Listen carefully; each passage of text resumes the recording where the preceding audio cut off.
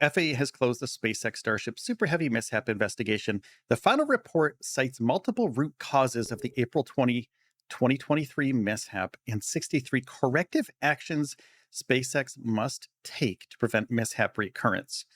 Corrective actions include redesigns of vehicle hardware to prevent leaks and fires, redesign of the launch pad to increase its robustness, incorporation of additional reviews in the design process, additional analysis of testing of safety critical systems and components, including the autonomous flight safety system and the application of additional change control practices. Now, this is an important part too. The closure of the mishap investigation does not signal an immediate resumption of Starship launches at Boca Chica. So this does not allow SpaceX to start launching again. SpaceX must implement all corrective actions that impact public safety, environmental, and other applicable regulatory requirements prior to the next Starship launch. Contact SpaceX for additional information. And then here's the actual letter. So they have a whole letter here, and I'll read most of this, but some of it's just, it's technical jargon, and there's a lot of, there's a lot of just kind of things in here that don't need to be read. But we'll go through some of this. On April 20th, 2023, SpaceX conducted Starship Super Heavy launch operations from Boca Chica, Texas site under FAA license, Vol 23129 during liftoff. Structural failure of the launch pad deck foundation occurred. That's the rock tornado that everybody saw going through social media, sending debris and sand into the air. On ascent, the vehicle deviated from the expected trajectory, resulting in the Autonomous Flight Safety System, or the FTS, the Flight Termination System, issuing a destruct command. After an unexpected delay following AFSS activation, Starship broke up, resulting in the loss of the launch vehicle. We all saw that. We all saw Starship flipping through the air. The FTS didn't work as expected. Didn't blow it up immediately, which it should have. It should have blown it up immediately, but it took a little bit of time, right? So following the launch, the FAA, consistent with its statutory authority under Title 51 of the U.S. Code, required SpaceX to conduct a mishap investigation in accordance with its approved mishap plan under FAA oversight. The FAA conducted a final review of the mishap report dated August 21st, 2023. The primary focus of this review to ensure operator compliance, quote, mishap plan requirements, including the identification of root causes and implementation of corrective actions to avoid a reoccurrence of the event. So basically the FAA here is saying, we don't want this to happen again, to avoid a recurrence of this event. So these events are the rock tornado underneath the launch pad. Also, Starship careening and flipping through the air and not blowing up when it needs to. Those are two of the things that needs to be fixed. So basically the FAA is saying, don't do that again. Consequently, the FAA considers the mishap investigation that SpaceX was required to complete to be concluded. Final mishap investigation report cited a total of 63 corrective actions for SpaceX to implement. These included actions to address redesigns of vehicle hardware to prevent leaks and fires, redesign of the launch pad to increase its robustness, incorporation of additional reviews in the design process, additional analysis, and testing of safety critical. And it goes on here, down here a little bit more, critical systems components, including the FTS, and an application of additional change control practices.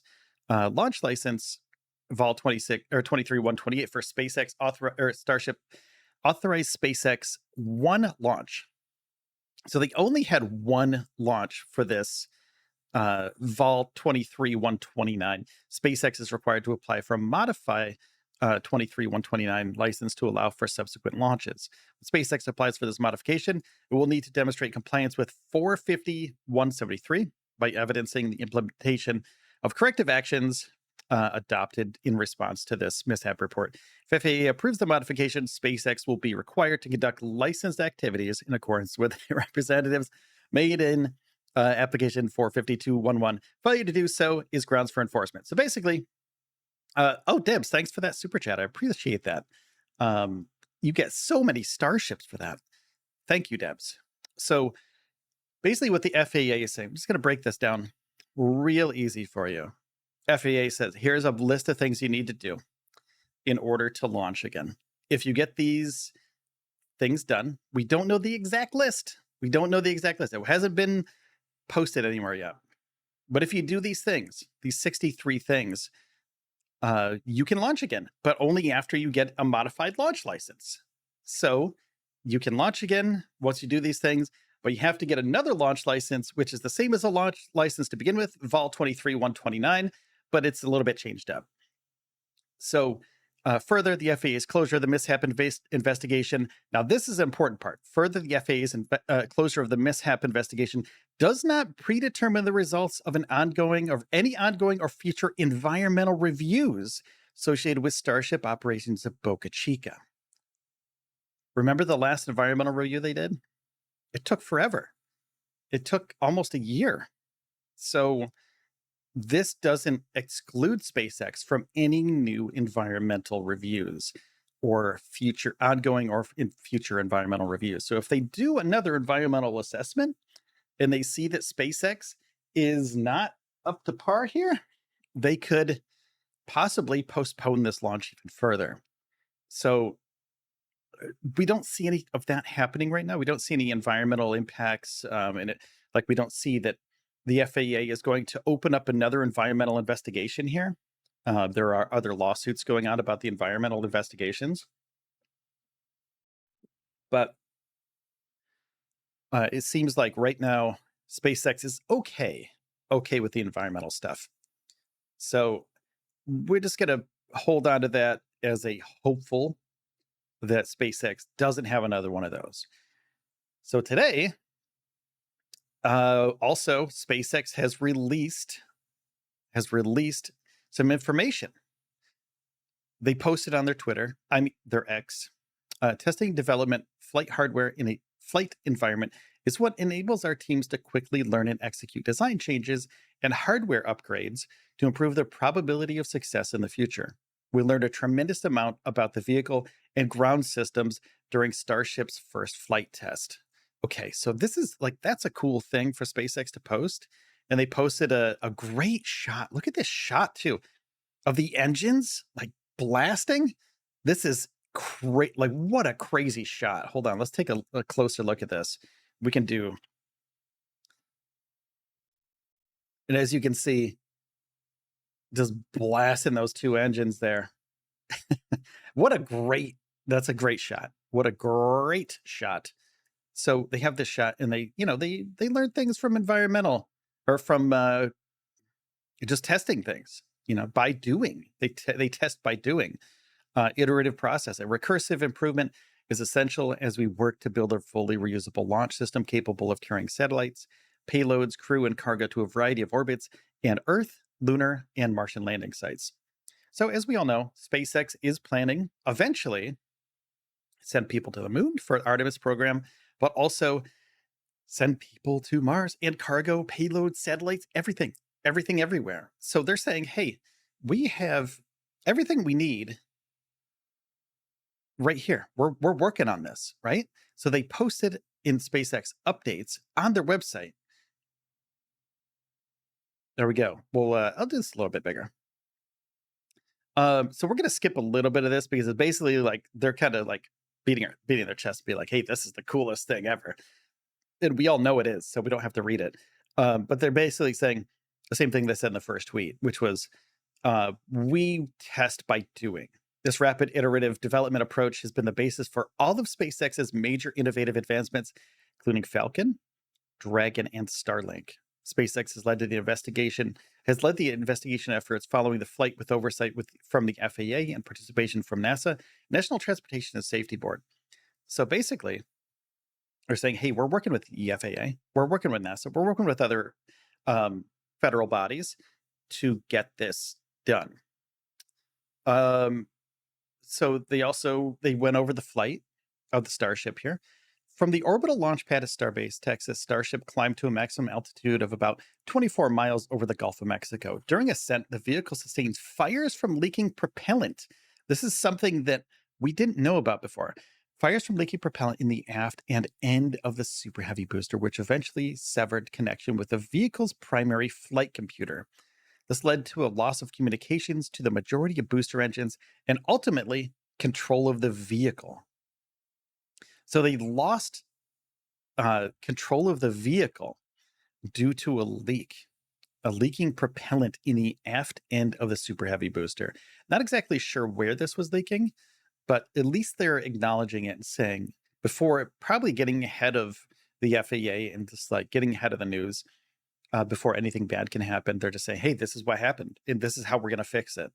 This led to a loss of communications to the majority of the booster engines and ultimately control of the vehicle. SpaceX has since implemented leak mitigations. So this is where they're covering themselves up and they're talking about it. And like, this is how we fixed it.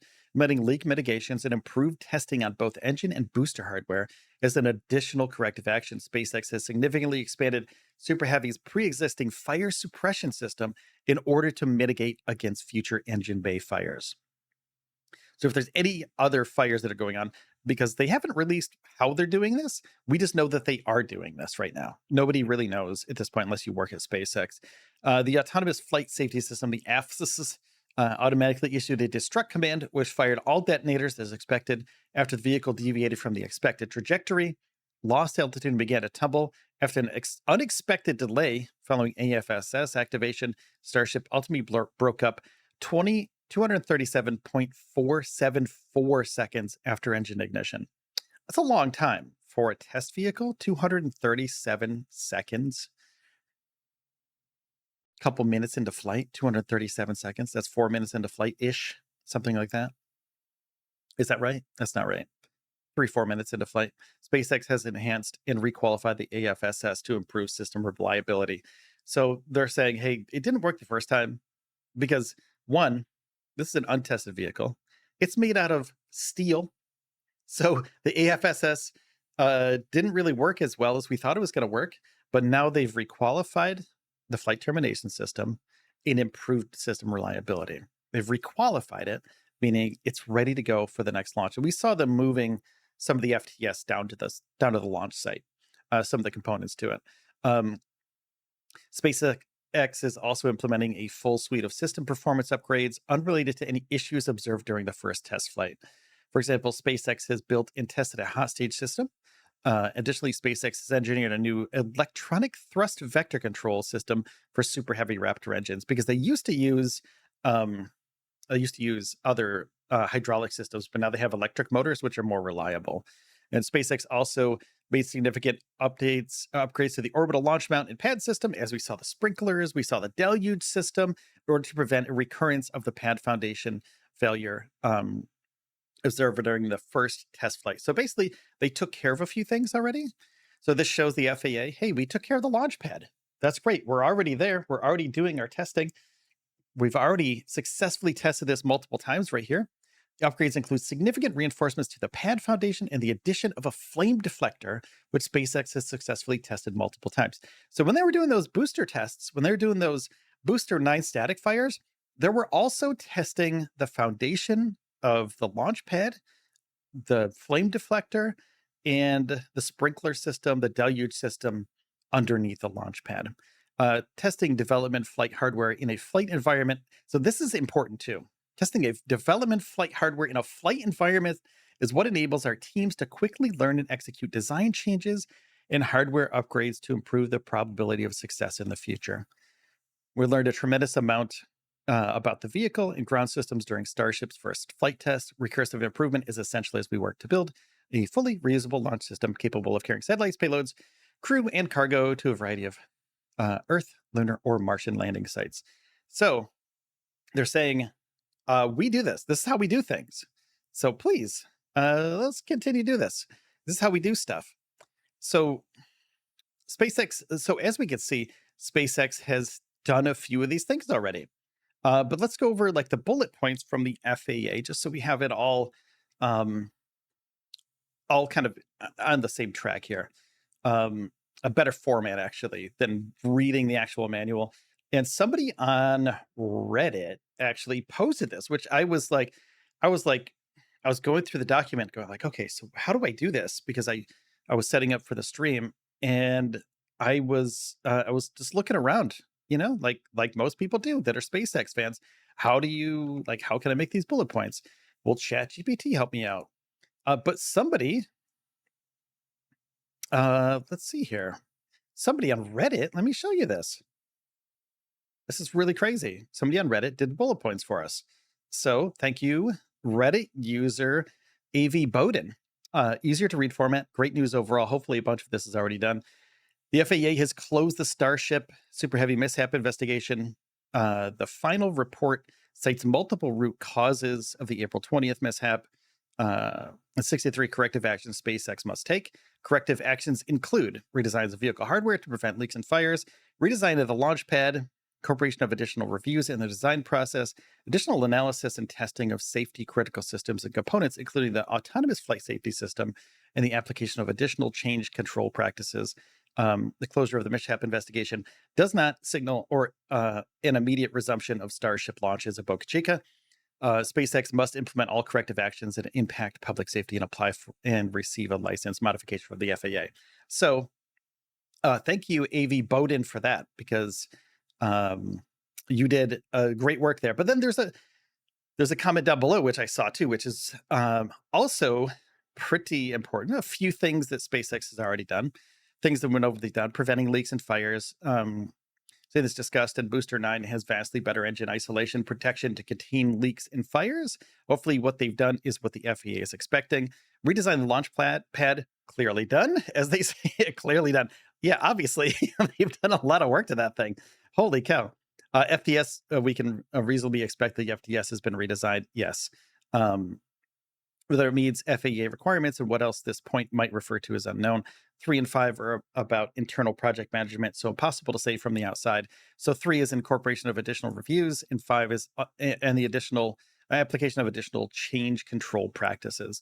About 4, Jay Rippin says, we also know they test the FTS in a test tank. So yeah, so it looks like on this Reddit post specifically, it looks like they broke it down pretty good.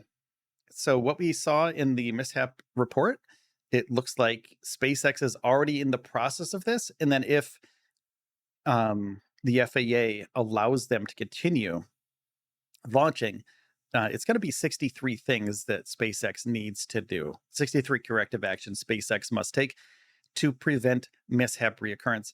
And all the FAA is looking for here, and there's no big conspiracy. I just want to get this out there.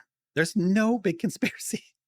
Please, there's no big conspiracy between NASA, SLS, Starship, FAA. There's nothing like that going on. There's nothing like that going on. FAA is basic. They're just doing their jobs. Okay. The FAA allows things to launch. They allow planes to fly, things like that. They want to make sure that nobody gets hurt, no property gets hurt. And the SpaceX, this is a dangerous flight. I mean, it was as safe as it could be with what they had. But if this were to happen someplace not in the Gulf of Mexico, or if they went a little bit off trajectory, like towards Florida or something, or flew back over Brownsville, that could have been super dangerous. And if the FTS doesn't explode, and they're not high up, I mean, it seems it could have been very dangerous. So the FAA is okay. It's okay for the FAA to step in here and go, hey, man, you guys kind of messed up. We saw what happened to the launch pad. We don't like that. It's not safe for people or things, because this is literally the most powerful rocket that's ever flown. We don't know what's going to happen. And I've said this numerous times on this broadcast. Even though there are some, internal studies that happen before they launch, they can do as much testing as they want. But until they actually launch this thing, and SpaceX actually says this, testing development flight hardware in a flight environment is what enables our teams to quickly learn and execute design changes and hardware upgrades. Here it is, their tweet here. To quickly learn and execute design changes and hardware upgrades to improve the probability of success in the future. So basically, the old adage of move fast and break stuff, it's Silicon Valley type deal. You build it, you iterate, you write code, you break code, you write more code to fix the stuff you broke. I mean, I come from engineering and development, so I understand this completely, where it's basically like you squash bugs. Like you make a bug, you squash a bug, you might make 5 bugs, then you have to squash 6. So there's a there's a possibility the FAA is like, hey, we know how you do this because the Falcon 9, we know how this works. Starlink, of course, we know how this works. We know how you work, SpaceX. You work a lot differently than the other space flight programs out there. You do it your own way. And we're okay with that. Just don't hurt people. That's all they're saying. That's all they say. So, the fact that uh, there's no conspiracy theory here. There's no weird stuff going on with SpaceX. There's no weird stuff going on with the FAA. It's basically SpaceX and the FAA because they have a working relationship.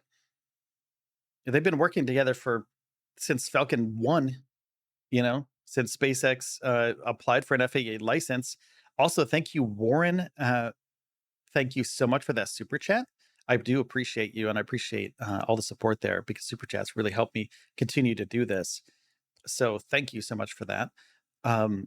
But there's no weird stuff going on. I just want you guys to know that because it's a governing body, and they have this mishap report. Of course, it's 63 things. SpaceX is smart.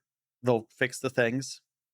And the things that Elon says every once in a while are a little bit weird. Elon will say things like, Starship ready for flight. And everyone's like, yeah, let's go. Yeah, let's freaking launch this thing. But Starship might be ready to go. Booster might be ready to go. But are the ground systems ready to go? We know that they're fixing pipes. They're fixing some pipes on the deluge system. We know that. So that could be part of these 63 things that FAA asked for. If that was one of the things, like, hey, maybe you need more water, maybe you need a better system, or maybe one of those pipes. We don't know exactly what happened down there, but that the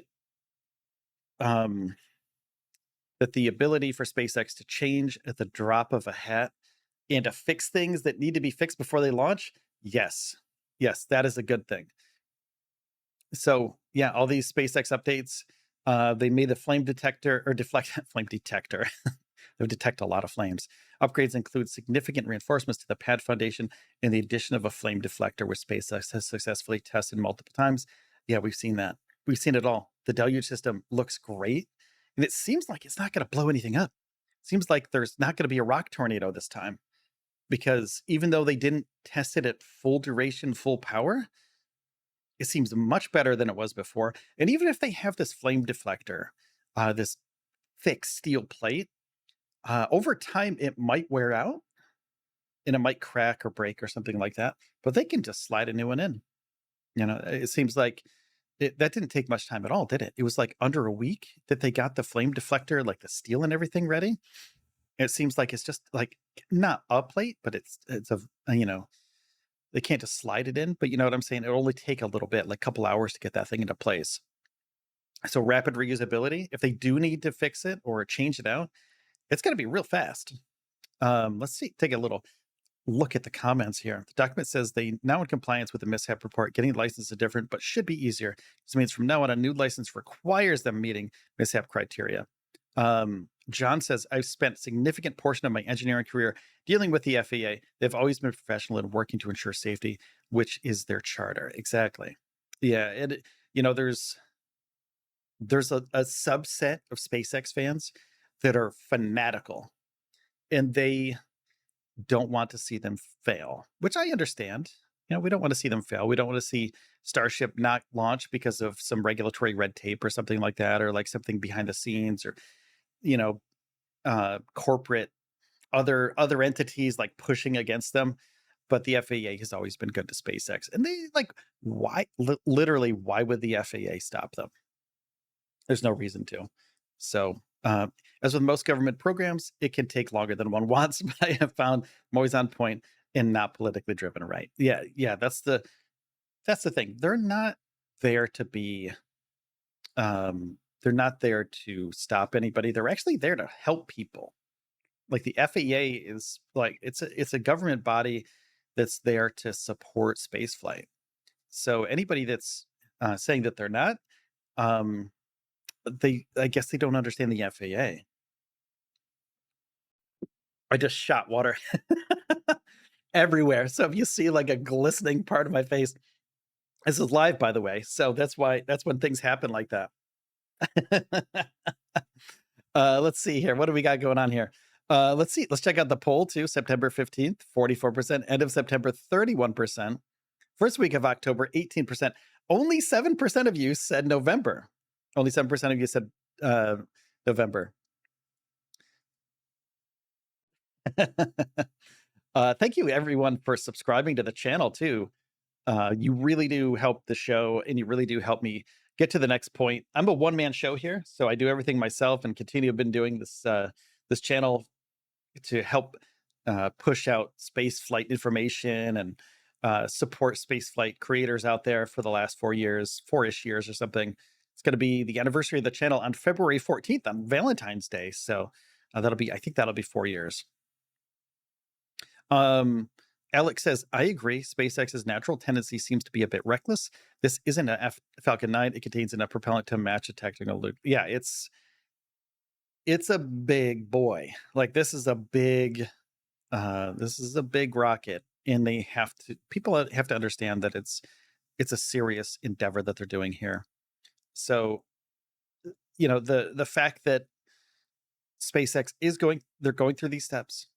They need to go through these steps. They need to move forward, and they understand that they have to do it right, because if they don't do it right, what the FAA says, and I think it says it right here.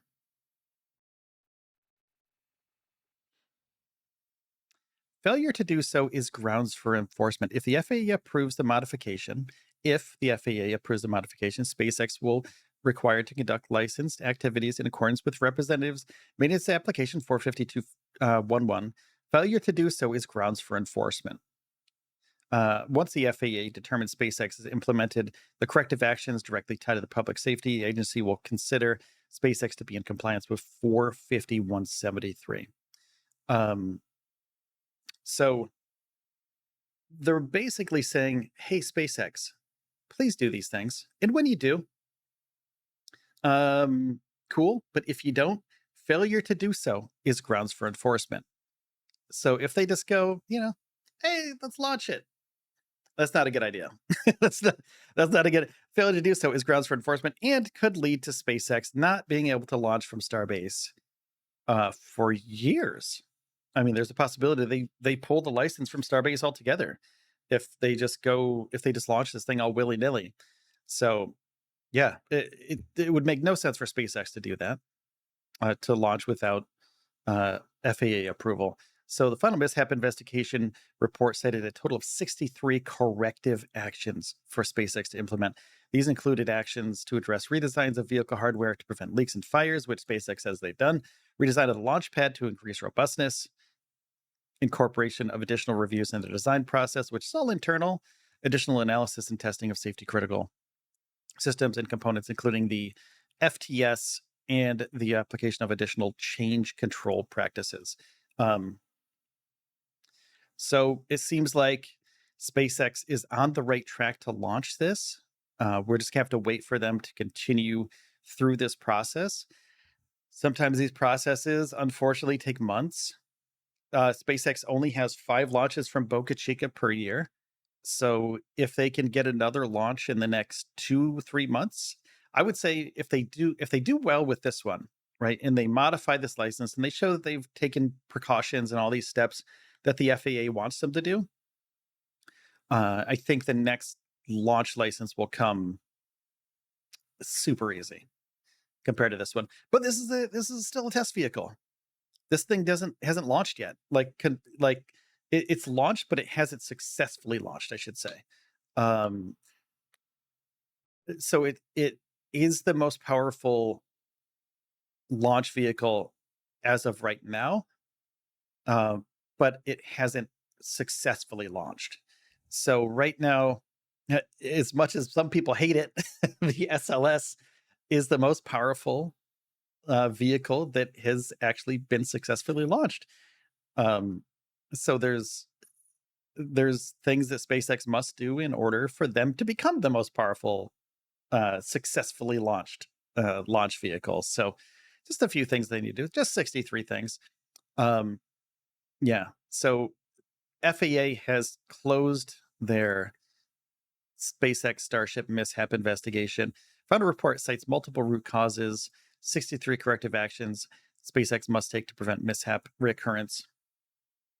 So there's a bunch of stuff, but yeah, there are a few super important things. This is the most important thing. The closure of the mishap investigation does not signal an immediate resumption of Starbase Starship launches at Boca Chica. So that's the thing.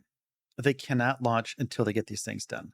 This closure of the mishap investigation does not signal an immediate resumption of SpaceX launches at Starbase. So we have to wait for this to go through. Could be months.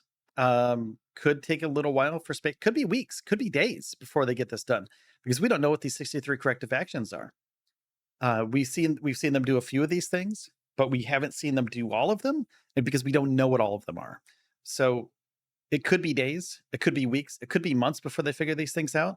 But if Starship is ready to go and it's just sitting on the pad, SpaceX is they're going to continue rolling on. They're going to continue working with the FAA, and they're going to continue their testing campaigns. I mean, Ship 26 is at the pad right now. They're going to do some testing on that, whether it's going to be pressure testing or if it's going to be Raptor testing. We're not sure what's going to be happening with that thing, but it has no fins. It um, has no protection on it, so it's just a bare bones ship right now. So we don't know what that thing's for. And it seems like it's just a prototype of something. We don't know what it is, what it's a prototype for, but maybe they made some structural integrity fixes to the body. I don't know. Nobody really knows. Like they changed the nose cones up. Nobody really knows at this point what they're testing for and why that thing's there. SpaceX moved it down there probably because they knew it, like Starship wasn't going to launch, because the FAA, they get a heads up from the FAA before the FAA releases anything to the public, and they say, hey, we're going to release this thing to the public. We know what's happening. You know what's happening, SpaceX. So SpaceX is just like, you know what? We're going to move forward. We're going to continue testing. Starship is right here. It's all stacked up. And the good thing about that is that they don't need to launch immediately. Of course, it's important that they launch, but also they have a lot of other stuff to do. SpaceX has so many other ships that they're building. They have what do they have? 4 boosters right now, I think, something like that. so they're fine. They have enough work to do down there, and the launch is a small part of the work that they do down there, because they have to get this ready for NASA. They have to get the Starship ready for NASA for the Artemis program. Of course, that's their main goal right here with this thing. Is one, well, there's 2 main goals. One is Starlink, right? One is Starlink, and that's super important, because if they can start launching tenfold of the Starlink satellites that they have out there right now, then that business will be booming, make a ton of money from it, and then they can fund the Starship program with just that stuff. And if they do that, that would be great. But also, they have to worry about the Artemis program and meeting those deadlines. Even NASA recently came out and said, we don't know if we're going to make this launch because SpaceX might be holding us back. So they have so much to do, and they're not stopping. Like, no one's going to stop SpaceX at this point from continuing to build and test at Starbase. If there's a mishap on the pad from one of the test vehicles and it hits, say if something overpressurizes and something blows up, and one of these test articles, shoot shrapnel at Starship or like the surrounding area, it's a pretty big area down there. I was down there for a while, and it's a quite large area, and things would have to go absolutely wrong in a catastrophic way for things to damage Starship or the booster. And I'm trying to think of how big it is. It's like a football field away ish from pad A and pad B. Yeah, something like that, like a football field, like 100 yards, maybe more. I've walked it a bunch of times. I've driven it. I've been down there like 300 times. I went down there for a year straight, basically, like every day, sometimes 2 or 3 times a day, depending on what was going on. But, um, you know, we have, uh, we have some important things going on at Starship, down at Starbase. So it's going to be incredible what they do in the next few weeks. We're going to see exactly what they're going to be doing, what they're working on. All the cameras around there. Also, chat. Um, what do you think of SpaceX doing only streams on X.com right now? This is a little bit off topic, but since there's a Starship launch coming up, what do you think about that? I want to know what chat thinks. Um, Ripper says, "Do you miss Boca, Will?" There are parts of it that I really do miss. There's part of me that's like, I left part of me there. You know what I'm saying? And this is like coming from somebody who I sacrificed everything to get down there. You know,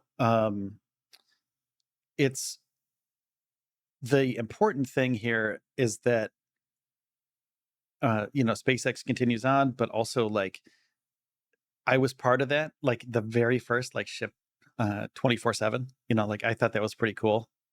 Or 420, sorry. So I thought that was pretty cool. But I did leave a part of me there. I thought it was great. Like I'd wake up every morning and I'm like, dude, I'm setting up. Like I would get so pumped. Like every morning I would like throw in my backpack full of gear. I was so happy to do that because it was so fun. And I got to bring all of that action to everybody else, like live stream it. It was so fun. Um, so Ryzen says it needs to be on YouTube. Streaming on X equals boo. Yes. 57 yesterday just bought a Starship's tea. Thanks, Debs. Thank you. I think that was that noise. I heard like a ta-da, ta-da. I think that was that. Thank you, Debs. 57 yesterday. Happy birthday, too. That's amazing. So, yeah, I do miss it. I do miss parts of it. The one thing that I don't miss is the heat. What some people don't understand, and it is really hard to understand if you've never been there, is that it is really hot there. And when I say really hot, I'm not saying like 75 and sunny, with like 70% humidity. It's like 100 degrees with 95% humidity. It's sweltering hot. It's like you walk out of your house in the morning. Like luckily my apartment had air conditioning. I think every apartment has air conditioning down there. I think it's probably like a state law or something that you need air conditioning in Texas, because if you don't, you won't make it. But it's incredibly humid and incredibly hot. So the one thing that I do miss about that place is the heat. I could live without it, but um, it was really like, it's just cool, man. It was a cool thing. And every time I went to Starbase, I would get this giant smile on my face. Like even if I'm having a bad day, you're having like a bad day, you don't know, um, like there were times because I only streamed for a living when I was there. Like I went full time when I was at Starbase. Um, and when I was there were some days where like I would make $4 streaming. And I'm like, that doesn't even cover my gas to get to Starbase. But every single day I would go down there and I'd be happy to do it because I was just excited to be there. Like I was excited to be part of this. So that's one thing that I do miss about it is I miss the rocket. I miss the people. I miss just standing on the beach, and going to the beach was really fun too. It was just a fun place. So, um, and just seeing history was pretty cool. Being part of that in some way was really cool. I thought that was a fun thing to do too. I never made it about me. I always made it about everybody else and the rocket. So I always thought it was important to show people what was going on, but to have a voice there too. So that's a part that I miss. Someday I might go back and do that again for a little bit. I think that might be fun. Maybe start up that process again. But it's hot, so I won't like that. That's the one thing. I'm like, man, or maybe it's just hot, dude. That's it. That's all I'm gonna say. It's just super hot. But yeah, introspectively, I've thought about this a lot, and I know that it was just a good time. It was a good time in my life, and I'm really really proud that I did that for not just for myself, but for everybody out there who's watching streams and stuff. Um, so there's a Starlink launch tonight on X too. So Ryzen says, I know I live in Texas. It's 104. Yeah, the day that I moved to Texas, I came from the Northeast, and when I left, it was like 60 degrees or something with like no humidity. And when I got to Brownsville to move into my apartment, it was 8 o'clock at 7 or 8 o'clock at night. It was still 100 degrees outside with like 90% humidity. I was like, ugh. And I had a car full of stuff to move. So I was either going to like leave my stuff in the car overnight, and I was on the second floor, so I had to carry everything in the second floor. Oh, that was the worst. And I'm like solo doing it by myself. So I have like front seat, back seat, trunk, all filled with stuff. Oh, it was the worst. I didn't have any furniture either, so I moved in there with nothing. I had an air mattress, so I pumped up my air mattress, and that was it. It was funny. Starlink launches at this point, whatever, has become such routine, and viewers for those streams haven't been that numerous anymore. Ripper says, "Yeah, I agree with that. Starlink launches are very predictable, and it's good. It's really good." Alex Thomas says, "I do think they're feeling the pressure, and developers are going to quickly release a new app with 4K streaming and ability to cast to home theater and TVs." I think I think if SpaceX or if Twitter X wants to do this right, I think they need to do that. Yeah. Um, did you try to get a job at SpaceX when you were down there? Um, no, because I didn't know what to do. Like, I'm not qualified. Um, I'm not qualified to do the work that they do. I'm a web developer. Like, I'm an app developer. I'm a front end developer. Um, I know a few programming languages, but I didn't know the languages that SpaceX uses. So though I could pick them up, there are people way more qualified for me than me for that. So I didn't know what I could do to contribute, and I didn't want to be the person that doesn't really contribute. You know, when I go into something, I'm going whole hog. I'm going all in. So if I'm going to contribute, I'm going to be there like 100%. And though I could learn things, there are people who are way better than me at it, and I would prefer um to, and this isn't like about me, but I would prefer that somebody who knows what they're doing get the job than I do. Um, so there's a yeah, I thought about it, but I wasn't qualified for anything. I'm qualified for coding. I could code you a million lines of code for certain languages, but nothing that they were using. Um, so what else do we got going on here? And we're just looking at this mishap investigation report right now. There's structural failures of the launch pad, of course, the rock tornado. They fixed that. There's a bunch of other stuff that they needed to fix. And it looks like SpaceX is on track to do that. Also, look at this engine. It's like look at this engine. This is what a sick photo. Sick photo. That looks so cool. Just wait till this is a thing. Wait till this launches 2, 3, 4 times a month, 5 times a month. This is going to be incredible. What kind of payloads they're going to be able to take to orbit, to the moon, to Mars? They're going to be able to build things on Mars within our lifetimes. They're going to be able to send habitats to Mars within the next 10 years. So, space, they're making the jump to the moon first, of course, but then they're going to jump off to Mars. They're going to do a Mars mission. They have to be compliant with all the NASA stuff, of course, and make sure that everything's, um, properly vetted before they go to Mars so they don't bring life there. But other than that, like SpaceX has the vehicle to bring habitats and people, possibly people eventually, to Mars, which is crazy. Um, and the environmental thing, on the environment thing, why haven't SpaceX cleaned up all the concrete around the site? Just wondering about it. They're in the process of doing that. There was a cleanup crew out there a few days ago, and they're working on it. And I think they will. I think they'll get that done if they haven't completed it, like 100% completed it to the standards of the FAA within the next week or so.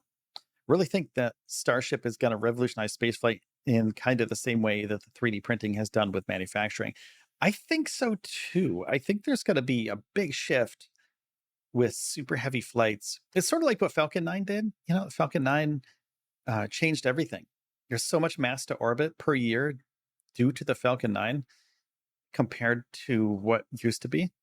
So the Starship is just gonna it's gonna be monumental once they start launching these things every month. Once they start launching these things 5 times a month, it's I mean, I don't even know what are they gonna do with it? It just seems like so much space, so much room for activities up there. There's gonna be a whole new industry that's gonna take advantage of this. So, yeah, it's gonna be incredible, Ripper. I think it's gonna be a really incredible thing. There's gonna be so many new satellites, so much new technology. NASA is working with SpaceX to figure out if they can make this into a space station. Um, yeah, so I think it's going to be an incredible sight once this actually starts happening, and once things start becoming, a little bit more structured with Starship and what they're going to be doing with with actual missions and like what people will start buying, the missions that people start buying. Think of James Webb Telescope times 10, or Hubble times 10. There's so much room, so much room. So it's going to be incredible. It's going to be incredible in the future.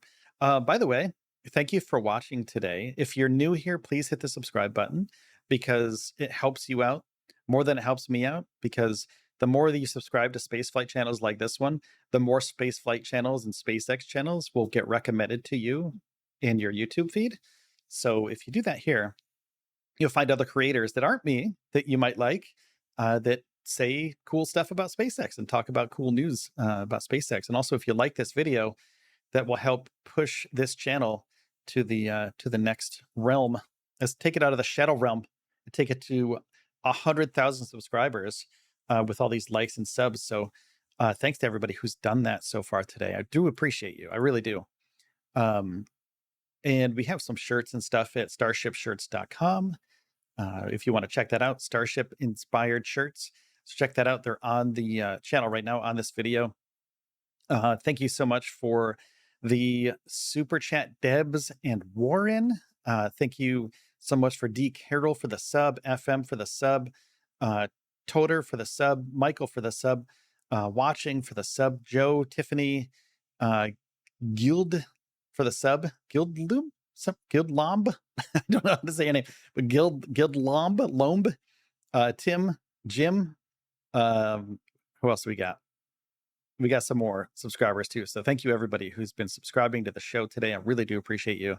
And without you, I couldn't do this. So thank you for that.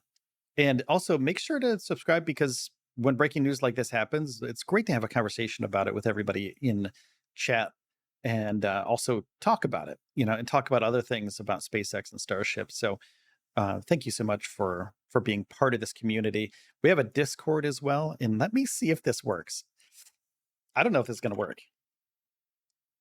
See if this works. I typed it out. I don't know if we have the bot available, so maybe it'll pop up. Probably not. Let me do it for real. We have a Discord, so I'm gonna invite a bunch of people. There we go. There we go. Join the Discord. We can continue the conversation over there and have other conversations about spaceflight, Starship, SLS. We have a pretty good SLS versus Starship thing going on right now in the general chat. So it's pretty cool. And you'll get to know when new episodes are updated and the Starship update streams and stuff like that too. So there's that as well. So thank you for checking that out. Thanks for the new sub, Chris. So yeah, thanks. This isn't a subscription drive or anything, but let's just everybody subscribe. Everybody subscribe. No, for real though. I do want to thank everybody today.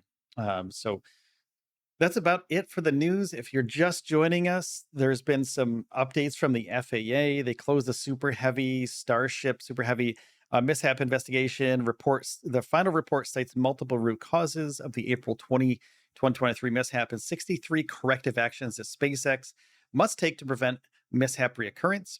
Corrective actions include, but are not limited to, designs of the vehicle hardware to prevent leaks and fires, which SpaceX has said they've already done.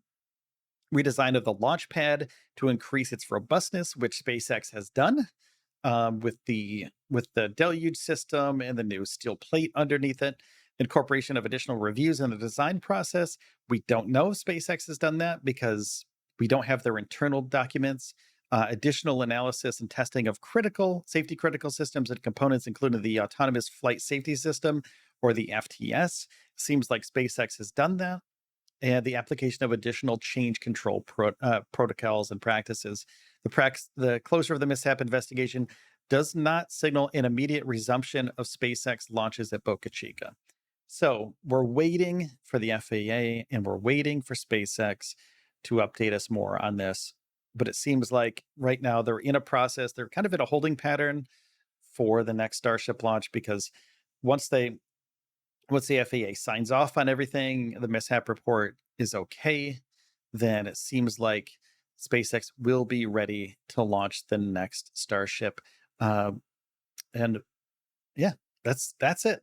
That's it right now. It seems like we're just in a little holding pattern, but SpaceX will continue driving forward and moving forward with all of the activities at Starbase. Then they're gonna continue testing. They're gonna continue with Ship 26. Going to continue with other boosters, and we're gonna be here for you. So every Monday, Wednesday, and Friday we stream live. I stream live. Maybe I have some guests sometimes. So please stay tuned. Hit the subscribe and the bell button. And that's about it for today, everybody. I do have an ending screen. Sometimes I don't, but now I do. So that's it.